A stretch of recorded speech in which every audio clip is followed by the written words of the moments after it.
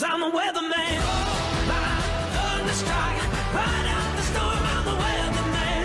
Oh, my breaking light, shake up the world, I'm the weatherman.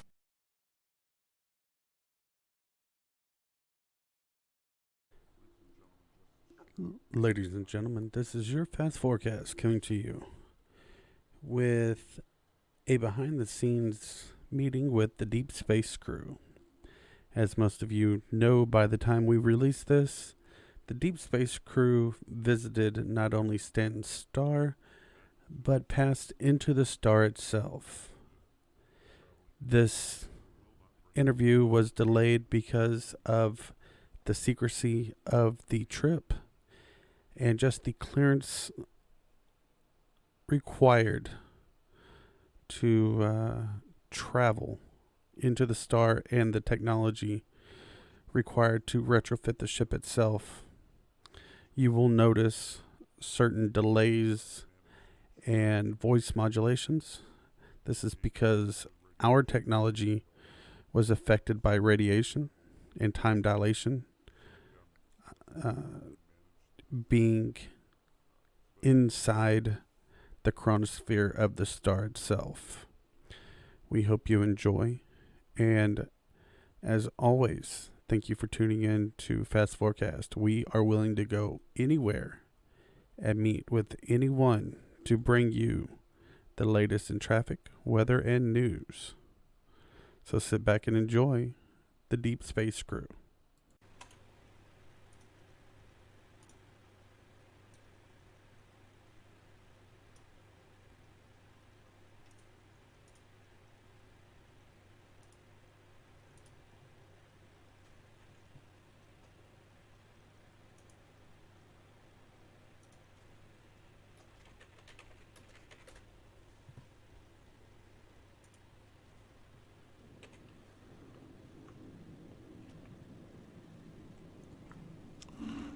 Ladies and gentlemen, this is your Fastforecast coming to you today from Stanton. Not the solar system, but the star itself. We're with the Deep Space crew, and we're humbled not only by the crew letting us come along, but by the sheer magnitude of what they've accomplished. We're on approach to the outer skin of the sun itself. We're watching solar flares pop off. We're just picking up incredible amounts of radiation wrapping around this anvil Carrick. It's doing things that it was never designed to do. They have another ship just stationary, acting as a jump point so that they can bring in additional resources, such as fuel, because again, these ships are not designed for this. Even the exploration models are not designed for approaching stars. So we look forward to just sitting down with their research teams and asking about the modifications to engine structures, armor, hulls, and even what the crew themselves have had to go through to prepare themselves for trips like this. And if you'll notice on our right, Tech 67 is actually a Drake Herald. Drake has made themselves a laughingstock because of just the lackadaisical designs and lack of safety features. But they've made even a Drake Herald, an exploration ship, which lends to the sheer professionalism of this crew and their engineering prowess. They took basically a ship that is an engine and a fuel cell alone with a couple seats strapped onto it and turned it into an engineering and exploration vessel.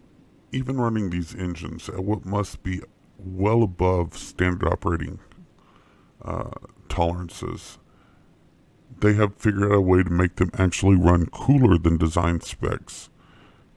Even with this much stress on them, they're not running the jump engines in this close to the star. It would rip the ship apart, just using string theory and Newtonian physics.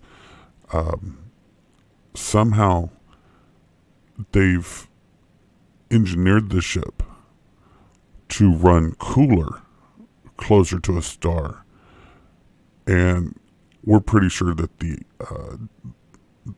engineers and scientists at Anvil are just going to be drooling all over themselves to figure out how these explorers and scientists have managed to make their ships run better than the researchers and experts at Anvil did themselves. Yeah, it's always been one of the goals of the Deep Space crew to stay at the forefront of the tech as much as possible. The goal being that we, get some positive relations going with our alien friends amongst the stars and learn what we can from them. Well, we're looking at your readouts here, and your shields are just absorbing every bit of this radiation and the heat and holding steady at 100%. This is incredible. They can't even handle, usually, energy blast from laser fire without dropping some, and it's just tanking a star's worth of energy and holding strong. This is just incredible. So when you have the rest of your crew on board, we'd love to sit down and start this interview properly. We usually start properly. You could tell we're very excited. And ladies and gentlemen, we apologize for the unprofessional way we're starting this. It's just to be here in person during this, we have to understand how the old Terrans had to have felt when they looked upon the heavens and knew that man had finally stepped upon the face of the moon. Even though they weren't there themselves, they could just know that a man had gone where no one had gone before. This is the first time that we're aware of that man has gone into a star. And they've done it well exceeding the design specs of a ship. Not only a ship, but a multiple of ships that were never designed for this. That, as far as we know, that no one's ever tried to design them for this. We reached out to Anvil. We reached out to Drake and Aegis and asked them if it would be possible in preparation for this interview to even approach Stanton with their ships, and they laughed at us and said, absolutely not. The shields would buckle at 10 kilometers, and with the rest of the hull following immediately thereafter, just due to radiation, not counting gravity. So the designers say this is impossible, that you should not be here. Physicists say you should not be here. So the fact that this ship is here in the flesh, that you're here, and we're here with the camera showing that you're here, is just mind-boggling and breathtaking. Honestly, citizens, it's like looking out the bridge of an old Terran ship where they must have seen a horizon of blue. All we can see is a horizon of molten plasma. It's just endless burning. It's beautiful and bright, and the line between light and dark is just so stark. It's beautiful in its deadliness, knowing that if there's a hull breach, or the shields fluctuate, or if there's an electrical issue and a door opens, it's immediate death. There's no SOS. There's no fast forecast for search and rescue. It's immediate death. And like those old Terran explorers, just the helplessness but excitement is incredible.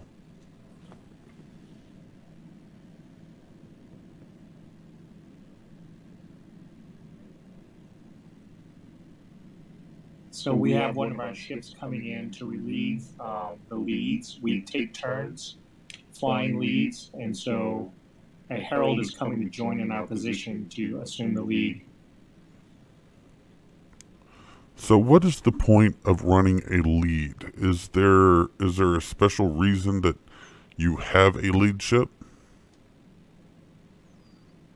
Well, obviously, transiting to the star requires a ship.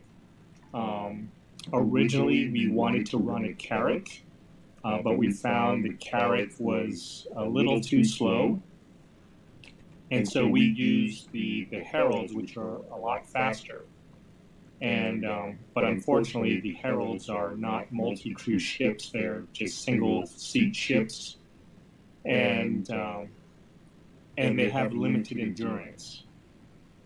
And so what we end up doing is we take turns for several hours at a time.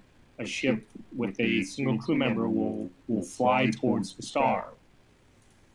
But because of the limited endurance, they can't continue indefinitely. So another Herald has to come in and join.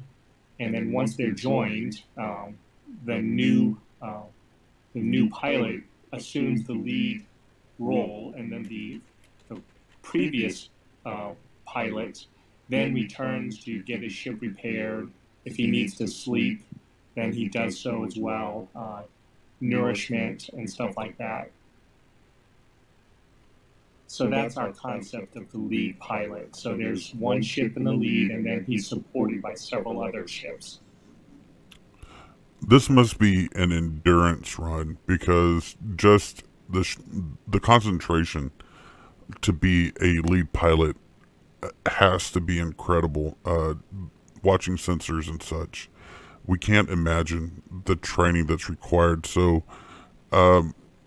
what additional training do you put your pilots through to run that kind of course?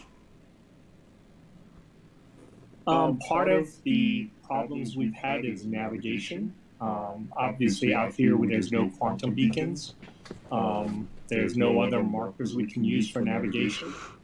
Initially, it was easy just to point at the star and go, but we found very quickly that we would still deviate off course from the quickest route. So we had to teach our pilots to use the stars and the constellations to ensure that the ship is on the correct course. Wait, so even with the modern technology, you've had to reach way back and navigate by stars? That is correct. And we would also take distances to the planets and then use that to verify that we are on the correct course. And then the stars were our primary means of ensuring that our ship was pointed in the correct direction. Absolutely incredible. Just so, as we said earlier, these ship manufacturers say that this is impossible, that there is no possible manufacturing that can be done to these ships to make this trip possible, that you cannot upgrade the shields, you cannot modify these hulls. There is not a ore or alloy capable of withstanding the gravity stresses or the heat stresses to make this trip. Without divulging any secrets, we would never ask that. What would be an overview, just a most general overview of what you had to do to some of these ships to make this possible? One of the things we found out very early on was the coolers were not up to the task. So the primary thing we had to replace were the coolers. And even then, even with the upgraded coolers, we had to replace them, overhaul them often. So the shielding was sufficient. We had to bolt on a little bit more armor. So, but the coolers was the key. If without the coolers, the ship overheats, everything shuts down, and pretty soon you'll have a derelict floating in space needing rescue, which happened quite often early on in the mission until we upgraded the coolers and upgraded the components. Are you still running the stock amount of coolers? We've noticed that it's a little bit chillier in here, and that your engines and your components are actually running cooler than even regulations say they should this close to a star.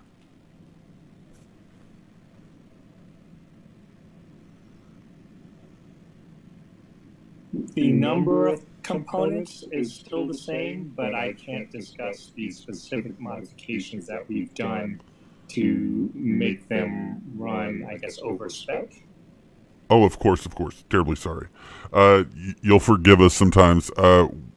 We are trying to keep it generalized. However, our excitement is occasionally getting the better of us. How we know the answer, but some of our listeners may not. Where did you start from? How did you get out? How long has it taken you to get here? Well, we all know that, well, we may or may not know, but there is a Stanton quantum marker. And a lot of myths and misconceptions are out there thinking that's where the star is. In actuality, the Stanton quantum marker actually marks the center of the Stanton system, but it is not where the star is located. So if you are at the Stanton star, you're actually located about 2.5 million kilometers away from the star, which is above you. And so to travel to the star, what most people do at that point is just point towards the star and fly. But most people don't realize how far away that distance is.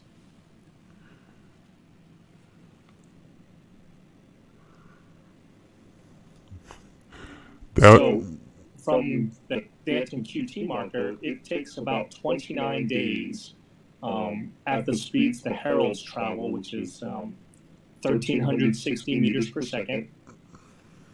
And in 29 days, if you keep going in the direction of the star, you will get to the Stanton star from the Stanton QT marker.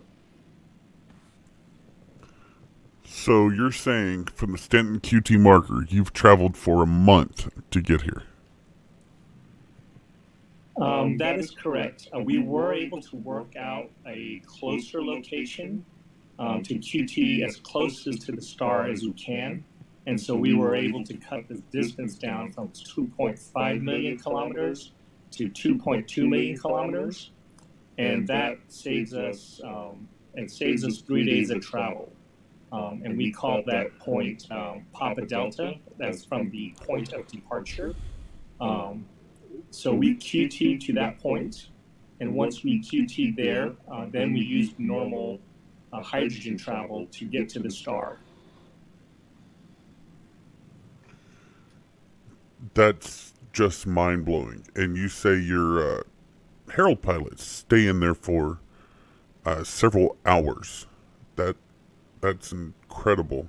And then they come back to this Carrack for rest, refuel, and to switch out pilots. Yeah, we actually have several places. We do have this Carrack. We also use Hurston L1 as the primary logistics base in case there's some repairs that we can't accomplish out in the field, and we need a depot level repair. Then we send the ship all the way back to Hurston L1 to go back to the station for repair. But anything that we can do out here in the field with the Carrack, we can do, then we do out here, just to cut down on the transit time between where we're located and the station. We are tracking one of your astronauts leaving his Herald.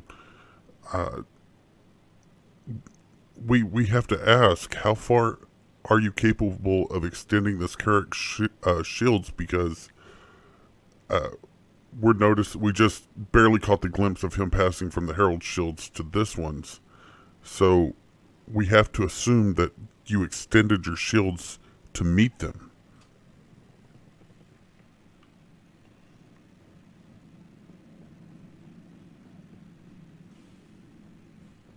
Unfortunately, I can't talk about that at this moment. Understood. The fact that you've been able to modify the shields to the point where you can extend them to bring in your pilots is incredible as well. It adds a safety feature that Anvil could learn a lot from.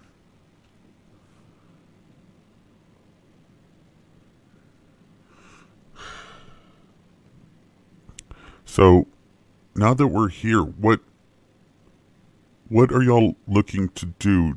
Evidently, getting to the star is not enough for an explorer.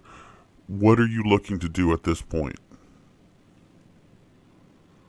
Well, currently our mission still continues. Our Icarus 2 got us to the surface of the star.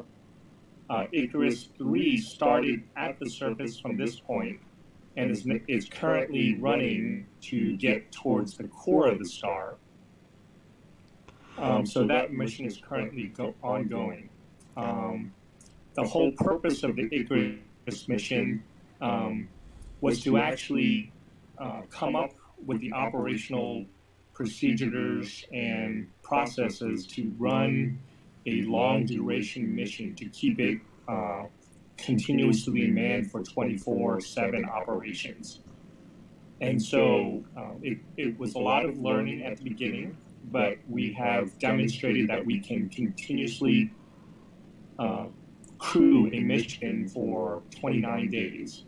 And we continue to refine the procedures that we've developed, building upon the experience of the mission. And so in the future, especially if we get to Piro, and if there are places we cannot travel to by quantum, they will require long distance travel. And so the procedures that we developed here will help us in other systems when we can't travel by quantum travel and crew a mission for a long duration mission. We don't really know how long we can keep this up, but it involves a lot of teamwork. Without the dedication of the crews, this mission would not have been possible. So, let us see if we understood this correctly. You're going into the star. That is correct.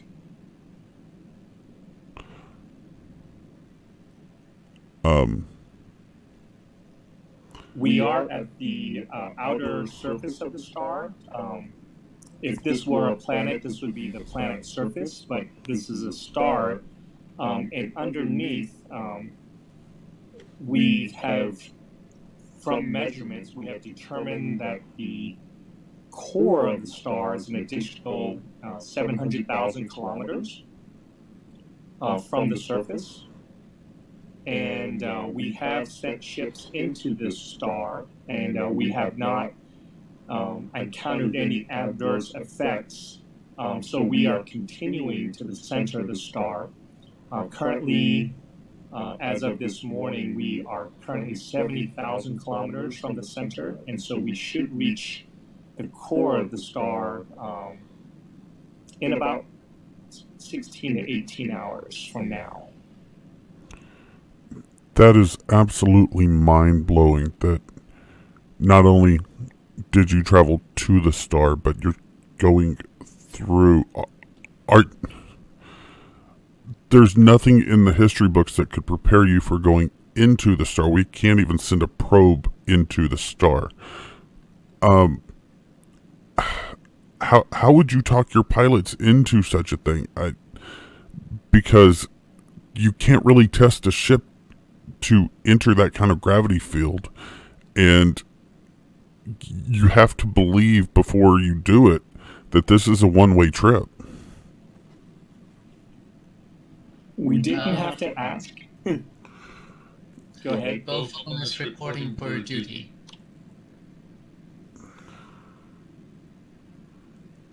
We didn't have to ask. And actually, most of our crews were jumping at the chance to, we want to keep going. And so what are we to tell them not to go? that says so much about your crew. The willingness to not only go where no one has gone before, but to go where no machine is capable of going. To enter into the heart of a star is just, the math doesn't even work.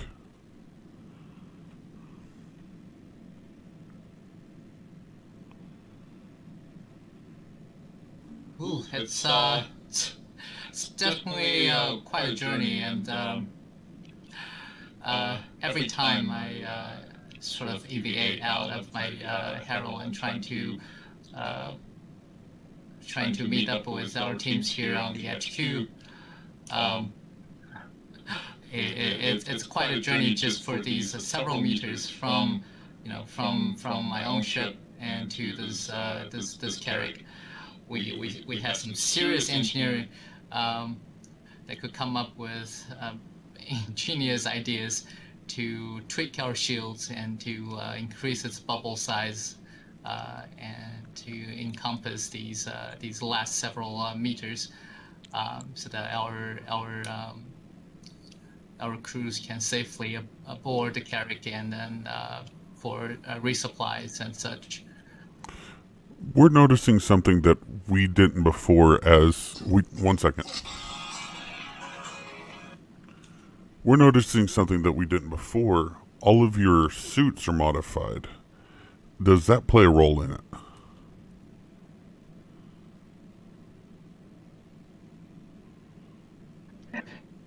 Yes. We have some proprietary technology that we sort of researched and developed along the way during the mission, and utilizing several different companies' technology, and we're able to come up with a few enforcement pieces that could withstand the strong radiation from the surface, and to keep our crew safe. By the way, shall we move to the conference room? That might be a better location. Okay, so we geeked out on the first half. This part, we're going to ask you about your organization itself. So we're going to go around the table. If you would, introduce yourself and tell us what you do in the organization, what your position is. Let's start directly across from me and to the far right of me, if you would. Hey, I'm Mipovsky. I'm mainly focused on exploration, but every now and then I do some data gathering. I've prepared a database for our organization and to share with others. You've probably seen it. You might have used it, the Universal Item Finder. That's mostly me.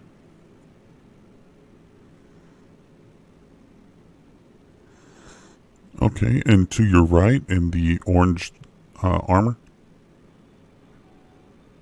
I'm Murphy, and I came up with the concept of the mission to the Stanton star. I also came up with the spreadsheet which calculates the sunrise and sunset for locations around Stanton. And eventually, I hope to take over search and rescue and medical once that gameplay comes in. So that's what I do. And to your right?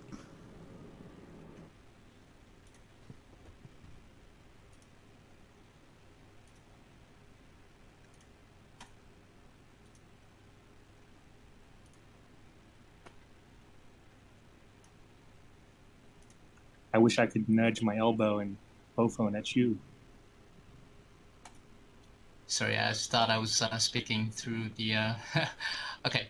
I'm Bofo. I'm an elite explorer under Deep Space Crew. I'm also an established freelancer, researcher, and photographer at Imperial Geographic. And my daily job is trying all sorts of interesting discoveries and all sorts of interesting research and development stuff here at DSC. Absolutely brilliant.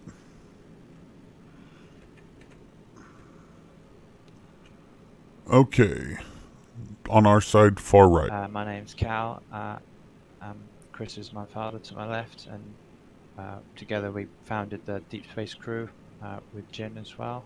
And yeah, we focus really on fleet operations, trying to sort of bring all the pillars in and establish all the required bases for deep space, self-sufficient travel and exploration. Hi there, I'm Slingshot Chris, founder and vanguard, descendant of the original 8. Okay. What are the original 8? That is, that goes back about 200 years. The first of our kind to enter this part of the universe. Origins unknown. Okay. Absolutely interesting. Well, tell us about the Deep Space Crew as an organization. How did it begin? What are its goals?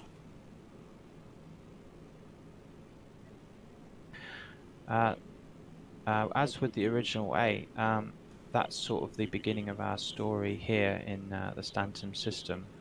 The origins are unknown, but once we established ourselves here, a large part of our mission has been to sort of reconnect and gather up the artifacts that arrived with our arrival and learn a little bit about where we came from and connect the dots essentially while we find our way through the verse.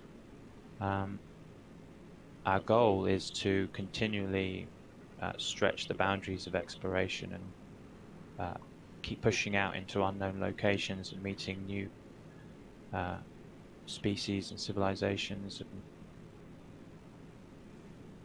yeah, the stars are our home and exploration is our nature. That's very much the premise of everything we do. Very interesting. So y'all are exclusively exploration. Yeah, I mean we're our own people essentially, and self-sufficiency is the long-term goal. We're colonizing as we go. We'll be establishing sanctuaries throughout the verse and essentially classified locations to act as a safety net and allow people to settle around and find their homes. Okay.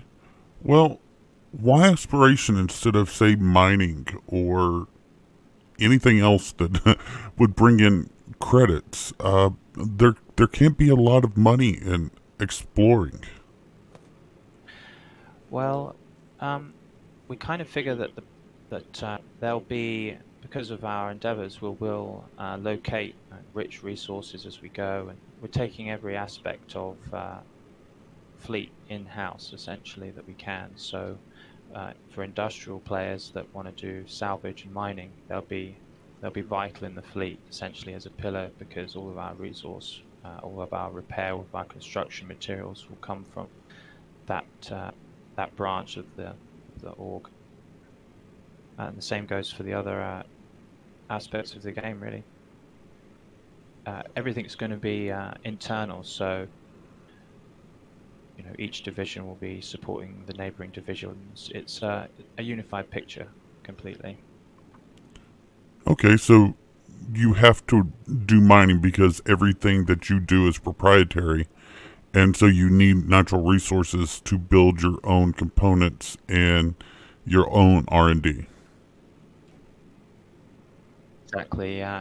They'll be focused on at Horizon Fleet level, which is our, that's the self-sufficient fleet. We will need everything accounted for, everything in-house, to keep us going out, isolated from any civilization.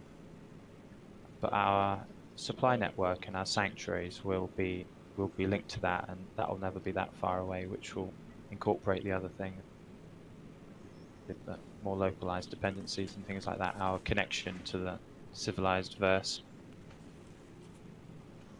But we have to take in everything, so we've got security, we've got Delta, which is our airborne protection, or spaceborne, search and rescue, which will be covering everything from the discovery and manufacture of the medicine to the application and hospitals, and that's going to be vital to support the fleet. Okay, so Deep Space Crew not only has the exploration wing, but you also have additional support wings that support your function as exploration. Exactly. The divisions, it's a unified picture, so it's all one thing, but the divisions represent different fields of interest, different pillars of that are required to be covered to support the fleet as a whole. Okay. Well, after seeing this, we know quite a few people are going to be interested in what you do. Maybe not as explorers, but maybe providing, being miners to help support you. Are you looking for recruits? People are always welcome to join us on our adventure and see if they find a home with us. Essentially, that's how we roll. It's not for everybody, this sort of lifestyle, this sort of experience, but and we don't cover all aspects of what the verse has to offer, but it's very much suited to some people, and they're more than welcome to come and join us on the adventure, try it out. Well, do you train new recruits? Because as you've shown, a lot of what you do is very specialized, and not a lot of pilots would have the skills stepping up.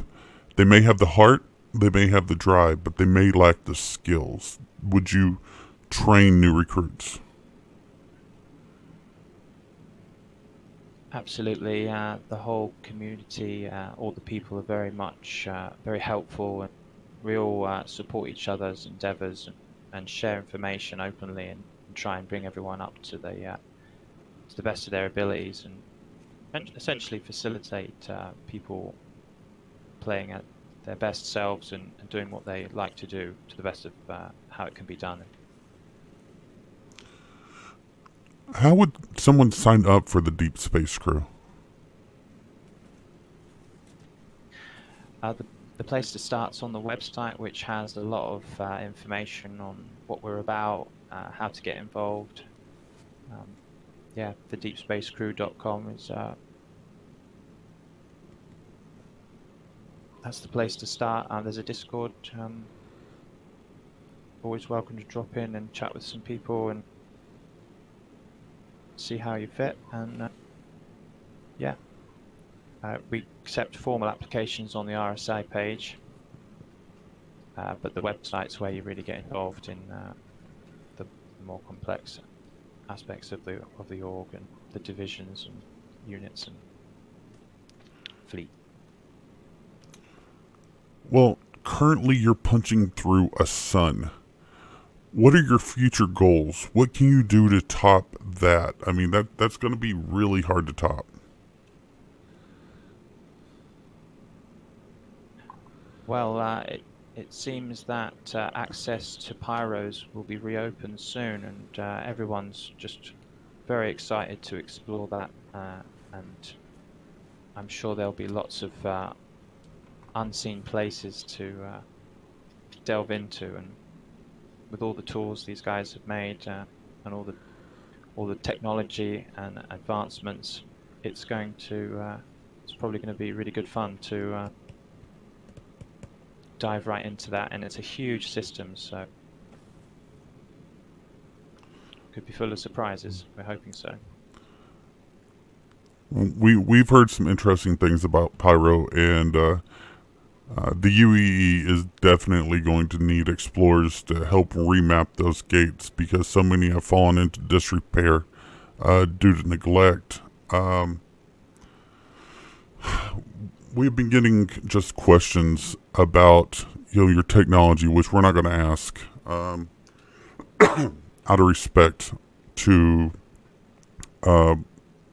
your privacy, because so much of what you do is proprietary. So this is going to be the final portion, because what you do is so important. We'll let you get back to your science. Every organization has supporters and detractors, even scientists. If you could speak directly to your supporters, what would you say to them?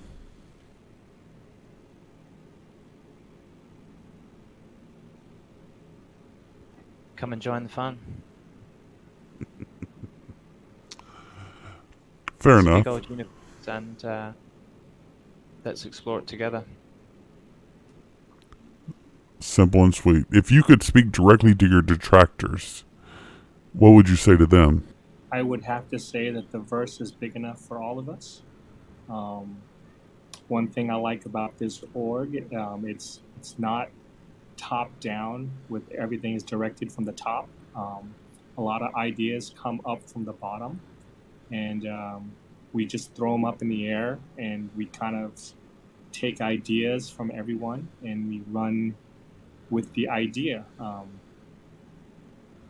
So if anyone has any ideas of things they want to accomplish, the whole org as a whole ends up supporting the person's idea, and we just get things done.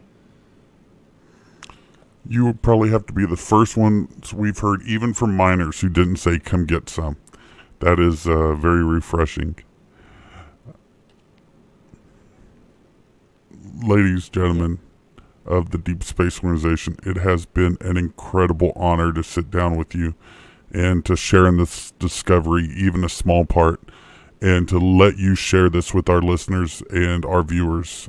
We can't thank you enough. And we hope to be even a small partner in your future endeavors, and to share it with the universe as a whole, because what you are doing is so important to not only Stanton, but to the Empire as a whole.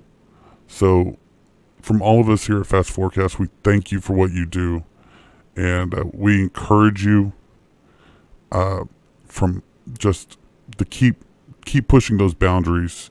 And if there's anything we can do, even in a small way, please let us know. Thank you. Thank you. Thank you. Well, we thank you for tuning in tonight and making us your source of news, traffic, and weather from all over Stanton. Tonight's broadcast was brought to you by Crash Convoys. Convoy Security, protecting your crew and credits. A-Care Mining and Reclamation. We are what you need us to be. Independent Miners Guild, be Ore in your hold, and friends by your side.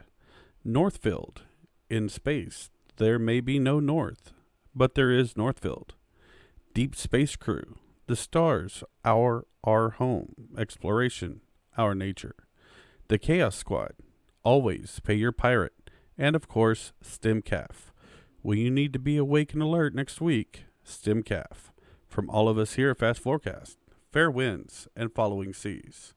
Yeah, 'cause I'm a weatherman. Oh, by thunderstrike, ride out the storm, I'm a weatherman.